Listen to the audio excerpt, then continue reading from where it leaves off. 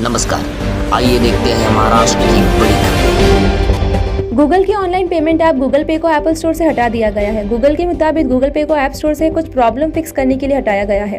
Android के साथ ऐसा नहीं है और गूगल प्ले स्टोर में गूगल पे ऐप अवेलेबल है। दरअसल ऐप में कुछ समस्या होने की वजह से भी कंपनियां इसे स्टोर से हटाती है ताकि यूजर्स को ज्यादा नुकसान न हो। आम आदमी को जल्द बड़ा झटका लग सकता है। मीडिया रिपोर्ट्स के मुताबिक केंद्र सरकार एक बार फिर से पेट्रोल डीजल पर एक्साइज ड्यूटी बढ़ाने की तैयारी कर रही है। सरकार 3 से 6 रुपए प्रति लीटर तक एक्साइज ड्यूटी बढ़ा सकती है। इससे पहले सरकार ने मई महीने के दौरान पेट्रोल पर 10 रुपए प्रति लीटर और डीजल पर 13 रुपए प्रति लीटर एक्साइज ड्यूटी बढ़ाने का ऐलान किया था। ब्याज पर ब्याज की छूट से 75% कर्मदारों को फायदा, वहीं इससे सरकारी खजाने पर करीब 7,500 करोड़ रुपए का बोझ आएगा। भारतीय स्टेट बैंक के ग्राहकों के लिए बुरी खबर है। देश के सबसे बड़े इस बैंक ने 1 नवंबर से अपने सेविंग अकाउंट यानी बचत खातों पर ब्याज दर में बदलाव करने का ऐलान किया है। अब 1 नवंबर से जिन सेविंग अकाउंट में 1 लाख रुपए तक की राशि जमा है उस पर ब्याज की दर 0.25% घटकर 3.25% रह जाएगी। वहीं 1 लाख रुपए से अधिक की जमा पर अब रेपो रेट के अनुसार ब्याज मिलेगा। 1 नवंबर से महाराष्ट्र में बैंकों का नया टाइम लागू होने जा रहा है। अब प्रदेश के सभी बैंक एक ही समय पर खुलेंगे और बंद होंगे। ये समय रहेगा सुबह 9 बजे से शाम 4 बजे तक का। यह नियम सभी पब्लिक सेक्टर बैंक पर लागू होगा। हाल ही में वित्त मंत्रालय ने देश में बैंकों के कामकाज का समय एक जैसा करने का निर्देश दिया था। यह नियम उसी के बाद लागू किया जा रहा है। 5 नवंबर तक खाते में कैशबैक की रकम। नोटिफिकेशन के मुताबिक सभी बैंक और एनबीएफसी के रकम कर्जदारों के खातों में 5 नवंबर तक ट्रांसफर कर दी जाएगी।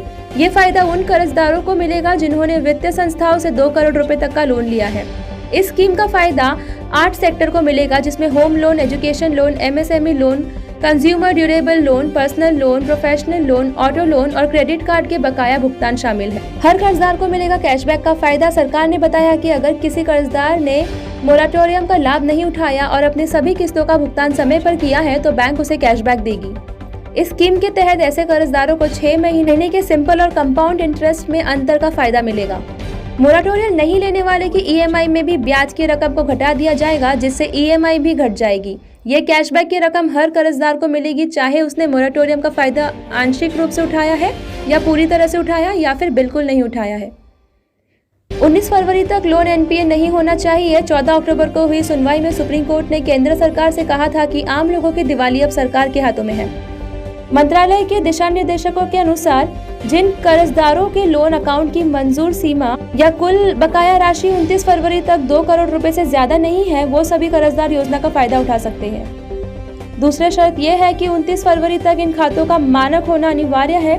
मानक खाता उन खातों को कहा जाता है जिन्हें एनपीए नहीं घोषित किया जाता हो। मतलब अगर वो खाते एनपीए घोषित हो गए तो ब्याज पर ब्याज का फायदा नहीं मिलेगा। निजी क्षेत्र में कार्यरत एक प्रमुख बैंक की 50 से अधिक शाखाएं बंद होने जा रही है।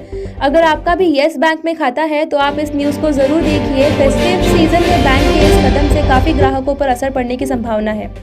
बैंक ने अपने ऑपरेशन कास्ट में 25% की कमी का लक्ष्य रखा है, इसीलिए वो कई जगहों को ज्यादा किराए पर ली गई है उसे बंद कर रहा है। जल्दी पूरी तरह से भारतीय ई कॉमर्स प्लेटफॉर्म भारत ई मार्केट आ रहा है।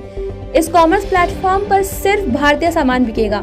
चीन के बने सामान का पूरी तरह से बहिष्कार किया जाएगा। इसमें कोई विदेशी निवेशक नहीं है। पोर्टल पर आने वाला डेटा भी भारतीय सर्वर पर रहेगा। व्यापारियों के संगठन कैट के राष्ट्रीय महामंत्री प्रवीण खंडेलवाल के मुताबिक 30 अक्टूबर को पोर्टल का लोगो लॉन्च किया जाएगा। वहीं दिसंबर 2020 तक इस पोर्टल को सार्वजनिक कर दिया जाएगा। इस पोर्टल के जरिए कारोबारियों की दुकानें 24 घंटे खुली रहेगी।